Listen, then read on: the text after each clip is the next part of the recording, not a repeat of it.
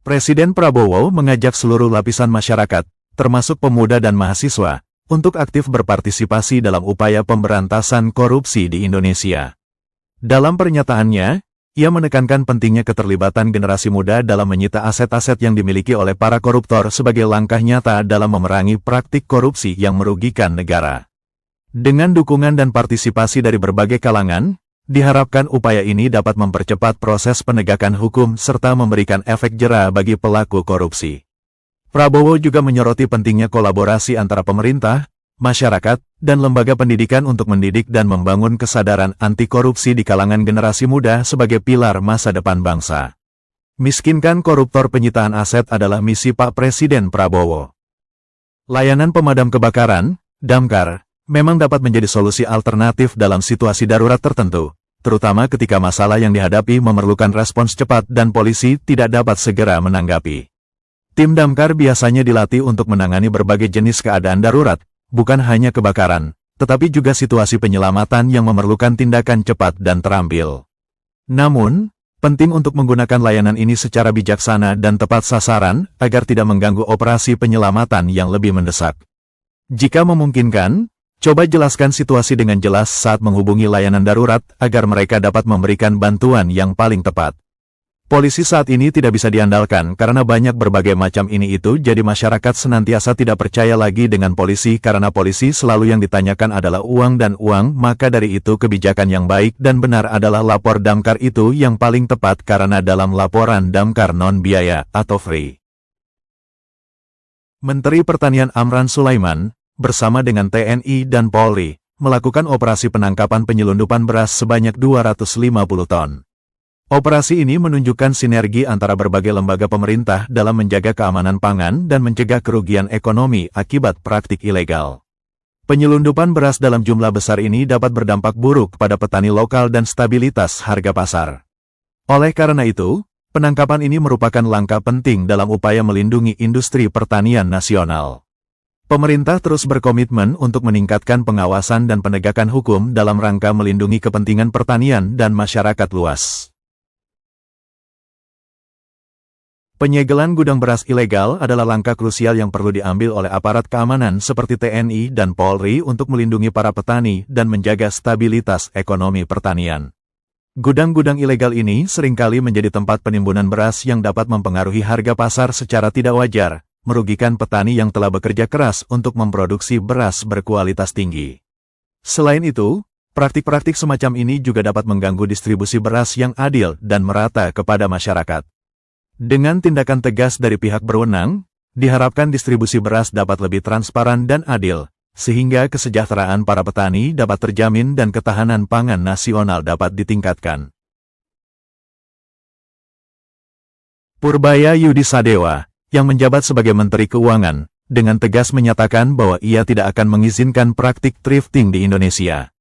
Thrifting, yang merujuk pada pembelian dan penjualan barang bekas, seringkali dianggap dapat mengurangi konsumsi barang baru dan memberikan dampak positif bagi lingkungan.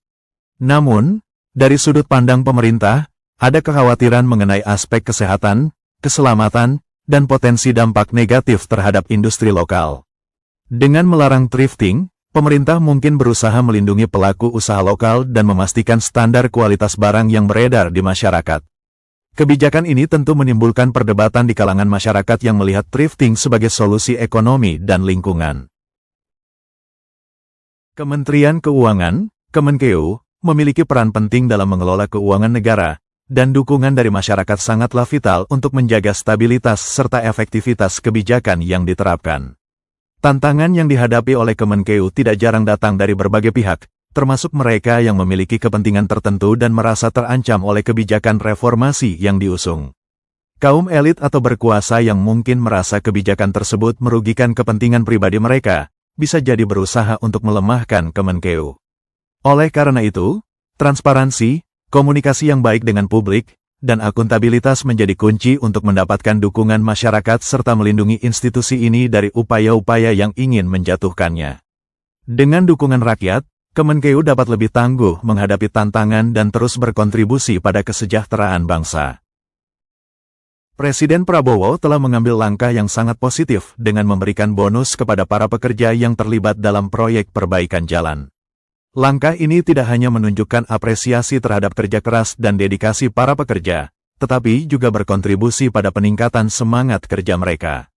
Dengan adanya insentif semacam ini, diharapkan kualitas perbaikan jalan dapat meningkat, sehingga jalanan menjadi lebih aman dan nyaman untuk dilalui oleh seluruh masyarakat Indonesia. Kebijakan ini juga mencerminkan komitmen pemerintah dalam memastikan infrastruktur yang lebih baik dan mendukung mobilitas masyarakat serta pertumbuhan ekonomi secara keseluruhan. Kehadiran Prabowo yang tiba-tiba saat meninjau proyek perbaikan jalan membawa kejutan yang menyenangkan bagi para pekerja. Ketika rombongannya berhenti, Prabowo menyempatkan diri untuk berdialog dengan para pekerja yang sedang berpeluh memperbaiki jalan di bawah rintik hujan yang tetap bekerja karena kejar target. Keberadaannya yang bersahabat dan perhatian yang diberikan kepada pekerja lapangan benar-benar dihargai. Tak disangka, Prabowo kemudian memberikan bonus sebagai bentuk apresiasi atas kerja keras mereka. Sikap ini dianggap sebagai bentuk dukungan nyata yang memotivasi para pekerja untuk terus bekerja dengan semangat. Momen ini menegaskan pentingnya pemimpin yang turun langsung dan memberikan perhatian kepada mereka yang bekerja di lapangan. Prabowo Subianto, sebagai seorang tokoh politik yang berpengaruh di Indonesia, telah menyatakan komitmennya untuk memerangi korupsi tanpa pandang bulu. Sikap tegasnya ini menunjukkan bahwa ia tidak gentar menghadapi siapapun yang terlibat dalam tindakan korupsi. Menurutnya, korupsi adalah salah satu hambatan terbesar dalam pembangunan bangsa dan perlu diberantas agar tercipta pemerintahan yang bersih dan transparan. Pendekatan ini sejalan dengan upaya untuk mewujudkan pemerintahan yang lebih baik dan meningkatkan kepercayaan publik terhadap institusi negara. Dengan demikian, Prabowo berusaha menegakkan integritas dan akuntabilitas dalam setiap aspek pemerintahan. Menteri Pertanian dan Kepala Daerah, KDM, memainkan peran penting dalam menyelaraskan kebijakan dan program pertanian di tingkat pusat dan daerah. Sinkronisasi antara keduanya adalah kunci untuk memastikan bahwa kebijakan pertanian yang dirancang di tingkat nasional dapat diterapkan secara efektif di lapangan.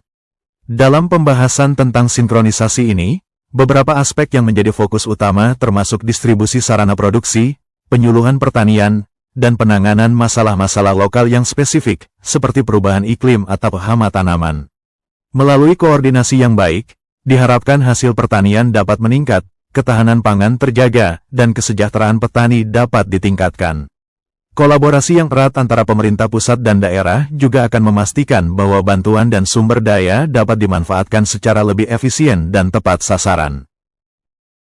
Kasih ibu sepanjang masa, Presiden Prabowo, adalah ungkapan yang menggambarkan cinta dan pengorbanan seorang ibu yang tiada henti untuk anak-anaknya.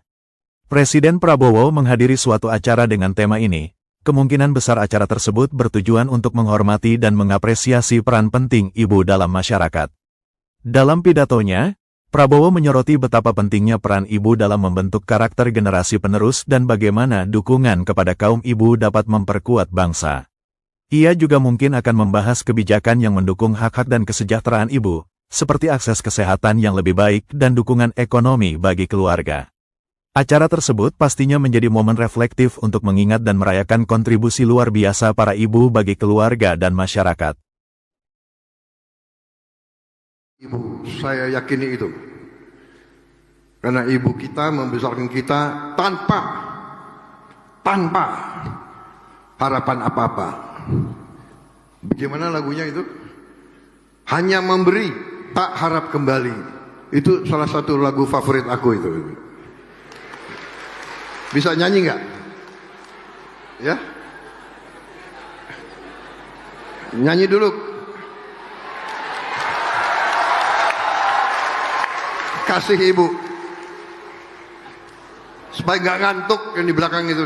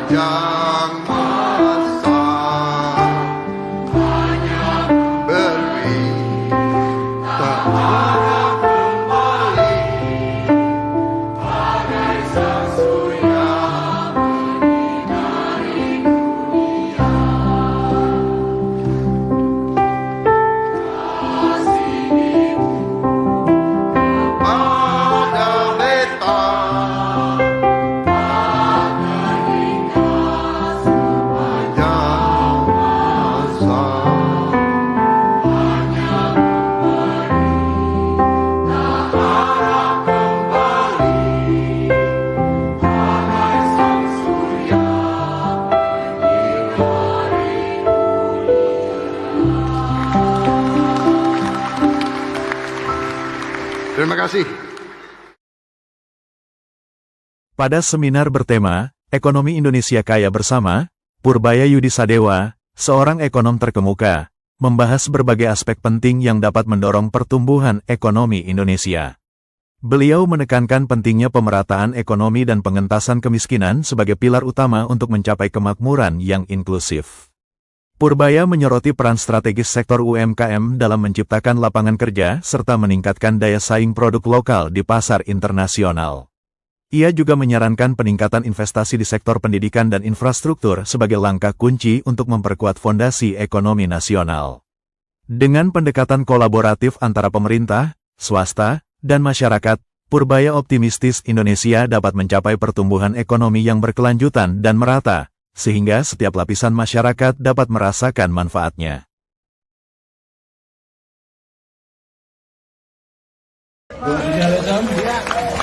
Yang saya lihat beberapa tahun terakhir ini, analisanya mingkem semuanya.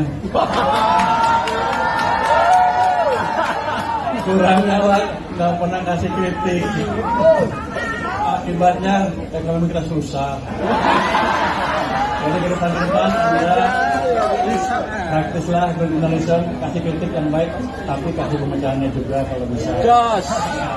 Ini kan jurnalis adalah kalau yang mengkritik, yang mengendalikan arah kita ke depan kan termasuk jurnalis juga. Kalau enggak kita semua salah arah tanpa yang tahu. Terima kasih banyak untuk jurnalisme. Koreksi saya yang baik. Kalau saya salah, tolong kasih koreksi biar kita arahnya benar. Assalamualaikum warahmatullahi wabarakatuh. Dalam pertemuan antara Menteri Luar Negeri Finlandia dan Agus Murti Yudhoyono, pembahasan difokuskan pada kerjasama di bidang energi berkelanjutan. Kedua pihak menekankan pentingnya transisi energi menuju sumber yang lebih ramah lingkungan dan efisien.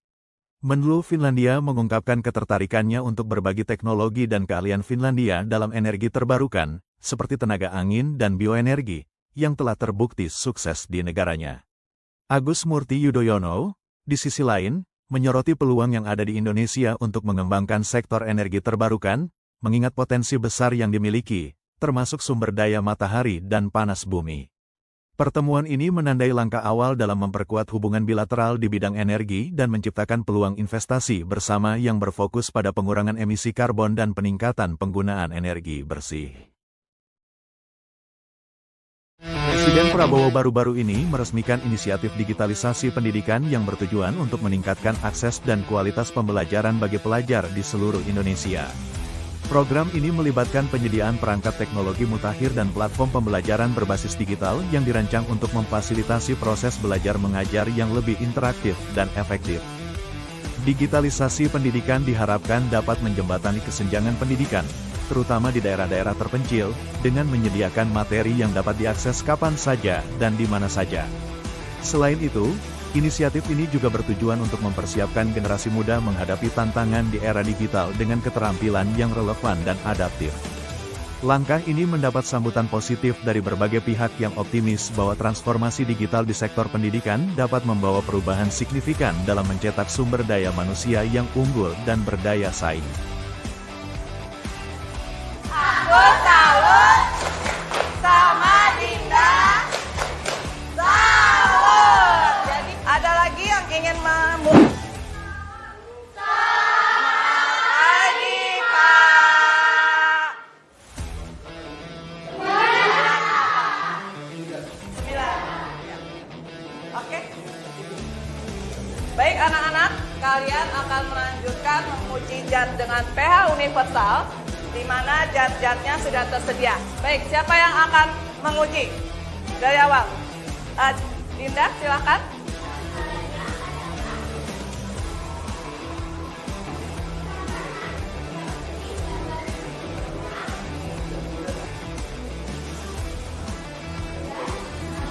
Kasih tepuk salut. Aku salut sama Dinda. Salut. Jadi ada lagi yang ingin membuktikan bahwa di sini ada zat yang bersifat asam. Oke, silakan Cantika.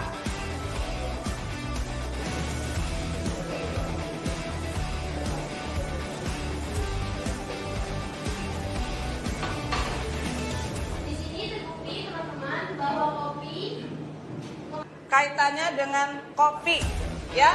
Mungkin ya Novel. Berita tentang pemusnahan arsip Presiden Joko Widodo telah menimbulkan berbagai spekulasi dan reaksi di masyarakat. Arsip adalah dokumen penting yang menyimpan catatan sejarah, kebijakan, dan keputusan yang dibuat selama masa jabatan seorang pemimpin. Pemusnahan arsip semacam ini dapat menimbulkan kekhawatiran tentang transparansi dan akuntabilitas pemerintah, serta potensi hilangnya informasi berharga bagi generasi mendatang. Penting untuk memastikan bahwa tindakan tersebut dilakukan sesuai dengan prosedur yang sah dan sesuai dengan peraturan yang berlaku untuk menjaga integritas sejarah dan kepercayaan publik. Diskusi lebih lanjut dan klarifikasi dari pihak berwenang mungkin diperlukan untuk menjelaskan alasan dan proses di balik keputusan ini. Kan harusnya mengacu ke Undang-Undang Kearsipan ya, itu minimal 5 tahun loh. Minimal. Masa sih 1 tahun arsip dimusnahkan? Pengunjung harap tenang ya. Dari PKPU ya Ibu ya, PKPU-nya KPU RI yang mestinya merujuk pada JRA. PKPU nomor berapa coba yang menyatakan dimusnahkan? Tahun 2023. Jadi ada arsip yang bersifat musnah dan tetap. Nah ini termasuk agenda surat itu termasuk yang musnah. 1 tahun aktif, 2 tahun inaktif. Pak, memang yang dari KPU RI memang di ketentuannya begitu ya? 1 tahun langsung dimusnahkan begitu? Ya, mohon izin Ketua. Jadi di PKPU nomor 17 tahun 2023 itu memang peraturan KPU terkait dengan jadwal retensi arsip. Cuma kami kan belum mempelajari karena ini di luar tusi kami. Nanti kami akan dalami lagi. Karena ini itu dokumen negara loh. Dokumen negara kok ada yang namanya arsip dinamis. Jadi selama itu masih berpotensi disengketakan, itu tidak boleh dimusnahkan. Ini saya bingung nih, 1 tahun nggak ada loh. Saya nggak tahu arsip mana yang 1 tahun kemudian dimusnahkan. 1 Itu tahun aktif, 2 tahun inaktif. 1 tahun aktif, 2 tahun inaktif. Berarti tahunnya berapa? 3 tahun. Ya 3 tahun. Masa retensi penyimpanan arsip tuh nggak ada yang di bawah 3 tahun, nggak ada yang di bawah 5 tahun.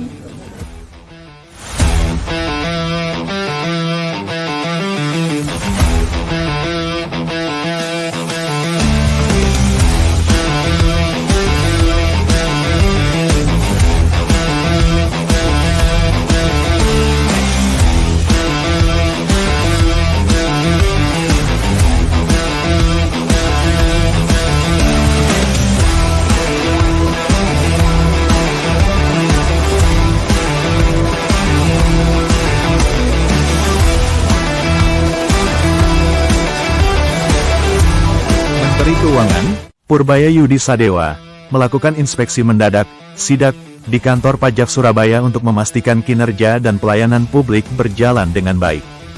Dalam kunjungan tersebut, Purbaya menekankan pentingnya transparansi dan akuntabilitas dalam pengelolaan pajak, serta mendorong para pegawai untuk terus meningkatkan kualitas layanan kepada wajib pajak. Sidak ini juga bertujuan untuk memastikan bahwa semua prosedur di kantor pajak telah sesuai dengan peraturan yang berlaku dan untuk mendengarkan langsung masukan dari masyarakat mengenai pelayanan yang diberikan. Kehadiran Menteri Keuangan diharapkan dapat memotivasi dan meningkatkan semangat kerja para pegawai pajak di Surabaya.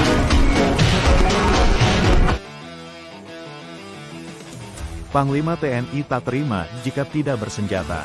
Komnas HAM telah memberikan peringatan kepada Panglima TNI untuk tidak menggunakan senjata dalam menghadapi kelompok kriminal bersenjata, KKB, di Papua. Hal ini dilakukan sebagai upaya untuk mencegah terjadinya pelanggaran hak asasi manusia dan memastikan bahwa pendekatan yang lebih humanis dan dialogis diutamakan. Komnas HAM menekankan pentingnya mengedepankan pendekatan persuasif dan dialog, dengan harapan dapat meredakan ketegangan dan mencari solusi damai bagi konflik yang berkepanjangan. Selain itu, pendekatan non-kekerasan diharapkan dapat memberikan dampak positif bagi masyarakat setempat dan menghindari kerugian lebih lanjut baik dari sisi kemanusiaan maupun material.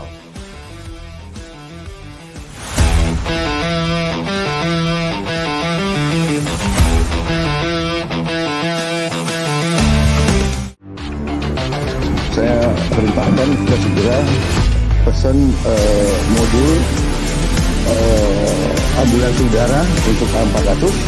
Saya kira lebih nanti berpengaruh atau lebih berperan dalam evakuasi yang luka-luka yang perlu operasi dan sebagainya.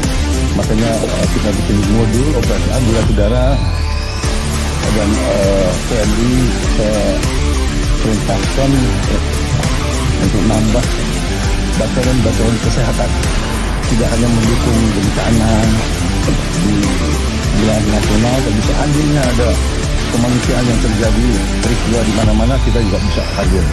Dan juga saya sudah instruksikan untuk diperlengkapi dengan alat-alat untuk menghadapi kebakaran hutan. Ingat waktu kita peristiwa tsunami di Aceh, banyak negara datang bantu kita.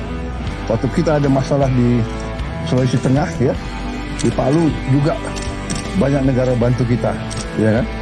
Jadi kita juga sebagai bagian dari komunitas dunia, kita harus juga bantu negara-negara dalam kesulitan. Waktu Turki gempa bumi besar, kita juga kirim 2 Hercules dan kita siap waktu itu kirim kapal.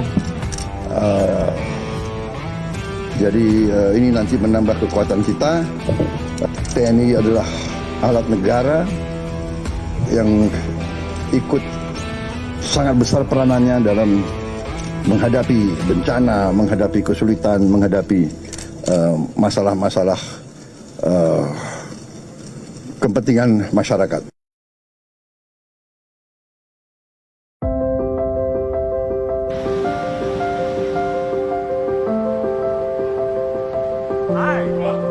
Thank you for the welcome. Thank you very much. We're great to be here.